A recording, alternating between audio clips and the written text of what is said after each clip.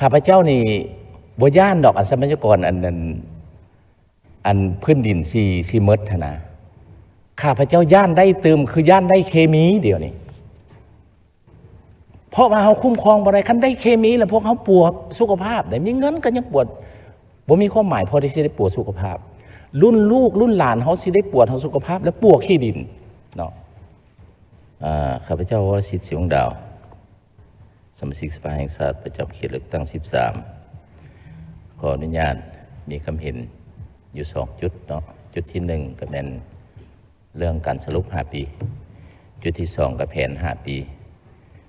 แผน10นั่นแหละผ่านการรับฟังการรายงานของท่านนายกแล้วก็ได้อ่านเอกสารผ่านมานี้เนาะถือว่าอยู่ในบทสรุปนี้บทสรุป5ปีนี้ในทัศนะของข้าพเจ้านี่ว่าอยากให้มีตัวเทียบฐานเนาะพอสรุปนี่สรุปตั้งแต่อันใดระบบมีอันเทียบฐานแล้วข้าพเจ้ามาเบิ่งเนาะอยู่ใน6เป้าหมายแล้วก็25จุดสุ่มเรียกของแผน9ผ่านมาในการจะตั้งปฏิบัติผ่านมาสมเทียบใส่กับแผนของผ่านมาเนาะแผน9ผ่านมาต้นแผนคือว่าอันที่พ้นเด่นแท้ๆก็มีแต่เป้าหมายที่1โดยเฉพาะเป็นการสร้างรายรับอีสานต่างๆเงินเกินแผนอีสานต่างๆก็โอเคเนาะโดยพื้นฐานก็สมเสยเพิ่นสู่ส่วนใดแต่ว่ามาเบิ่งเป้าหมายอีก5เป้าหมายเนาะเป้าหมายที่2การพัฒนาทรัพยากรมนุษย์ให้มีคุณภาพอันนี้เฮามาเบิ่งคืนน้ำกันว่าอันใดที่เฮ็ดได้อันใดที่ยังเฮ็ดบ่ได้ตามเว้ากันมานี่แม่นว่าส่วนน้อยได้สิได้เนาะเปอร์เซ็นต์ต่ำการศึกษาก็บ่ได้สาธารณะก็บ่ได้แรงงานก็บ่ได้เนาะอันลักๆหั่นนะเนาะแล้วบัดนี้นี่สิเฮ็ดแนวใดเพื่อสิเอาเข้าไปใส่อันน่ะแผน10สิ่งที่บ่ได้หั่นอยากให้แยกออกมาเป็นหยังมันจะค่อยบ่ได้แล้วเฮาสิเอาเข้าแผน10นี่สิเอาเข้าแนวใดวิธีการสิเฮ็ดแนวใดเพื่อสืบต่อเนาะแล้วเป้าหมายที่3คือกันเนาะชีวิตการเป็นอยู่ของประชาชนด้านวัตถุและจิตใจเฮ็ดให้ดีขึ้นมันดีขึ้นบ่เดียวนี่เสียงจมว่าของประชาชนห่างเสียงต่างๆของสังคมบักหลายๆการดำรงชีวิตของเขาเจ้าก็ฟืดเคืองภัยธรรมชาติคมคูแล้วมันดีขึ้นบ่ชีวิตจิตใจของเขาเจ้าเนาะสภาพการเป็นอยู่ของเขาเจ้าเป็นแนวใดและสิเฮ็ดแนวใดโดยเฉพาะเขตชนบทห่างไกลโศกลีเนาะอยากให้รัฐบาลเบิ่งคืนในจุดนี้เป้าหมายที่4คือกันเนาะการปกปักรักษาสิ่งแวดล้อมเนาะให้สมดุลพวกเขาเว้ากันนี่ก็เป็นสภาพแวดล้อมปัญหาบักหลายเนาะโดยเฉพาะเรื่องการคุ้มครองการคุ้มคนบ่แห่ต่างๆเกิดสภาพแวดล้อมเกิดน้ำขุ่นเกิดมีอันนั้นอีสังต่างๆเนาะนับทั้งการชดเชยให้แก่ประชาชนปัญหาต่างๆดินยุบดินพังอีสังต่างๆนี่มันแม่นบ่นี่สภาพแวดล้อมที่ดีควรจะไปแก้แนวใดเข้าแผน10นี่เนาะเป้าหมายที่5คือการสร้างพื้นฐานโครงหลังให้ดีขึ้นให้เข้มแข็งทางเพมันแล้วเนาะคันเว้าเรื่องอันเส้นเลือดใหญ่ก็ดีเว้ากันมื้อเช้านี่บักหลายเนาะบัดนี้โครงหลังชลประทานที่เป็นพื้นฐานให้แก้กสิกรรมนี่ก็เพเสียหายถูกภัยธรรมชาติอันนั้นทำลายก็บ่ได้รับการปัวแปลงก็มีน้อยปีนี้แปลงปีหน้าแปลงอีกเพราะว่าทุนน้อยเด้เนาะคือสวรรณเขตนี่ระบบชลประทานโครงการชลประทานนี่มีอยู่300กว่าแห่งเดี๋ยวนี้ยังใช้ได้มีแต่100กว่าแห่งเฮ็ดได้สิรับประกันได้เรื่องการผลิตของประชาชนเป้าหมายที่6คือกันเนาะการคุ้มครองบริหารรัฐมีประสิทธิภาพสังคมมีความเสมอภาคยุติธรรม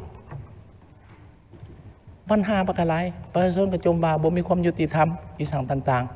ๆเขาเจ้าลงโลกโซเชียลก็เอาเลยปราบเขาเจ้าเลยบ่ยุติธรรมบ่นะทั้งที่เขาเจ้าลงความจริงนี่มันต้องได้เบิ่งความเป็นจริง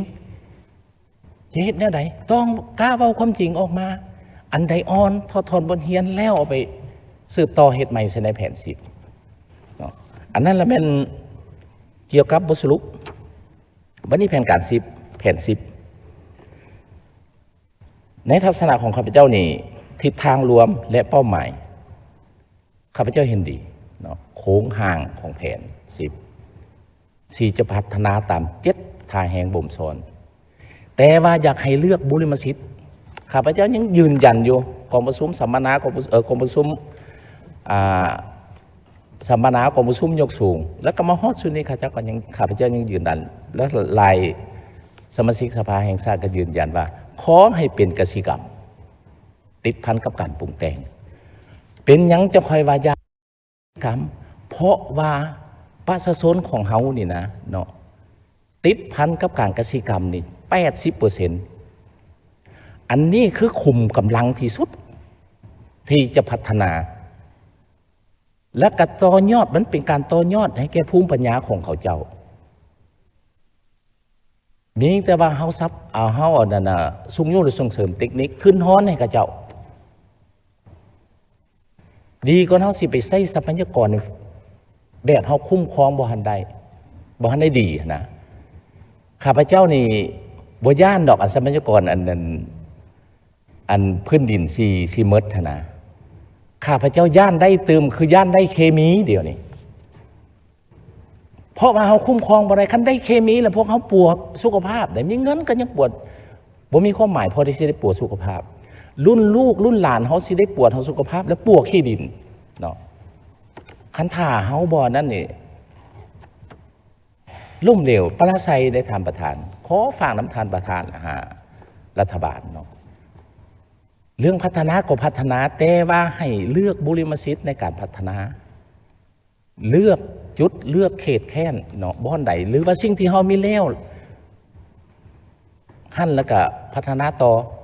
บ่ให้ขยายตืมต่อไปเฮามีแล้วผ่านมาก็ยังล้มเหลวแล้วเนาะเฮายังสิสืบต่อเฮ็ดอยู่บ่มีเงินมันก็บ่มีความหมายเด้ลูกหลานเฮาสิว่าให้เด้เนาะเพราะว่ามันมีแต่เคมีเด้อย่าขอให้ทั้งรัฐบาลได้คึดคักแน่เนาะมาเบิ่งยุทธศาสตร์วิสัยทัศน์ของการพัฒนาโบแฮนี่7 ล้านเฮกตาร์นะ7 ล้านเฮกตาร์นี่เนื้อที่1/3ของทั่วประเทศนะเนาะเขาสิเอาเคมีขึ้นไปไว้บนสูงได้เนาะข้าพเจ้าเว้าแล้วเว้าอีกนี่เป็นห่วงแท้ๆคันเฮาคุ้มครองบ่ได้นี่สิเฮ็ดได้ไรเนาะเจ้าขออนุญาตมีคำเห็นเท่านั้นก่อนพอหมดเวลาแล้วประธาน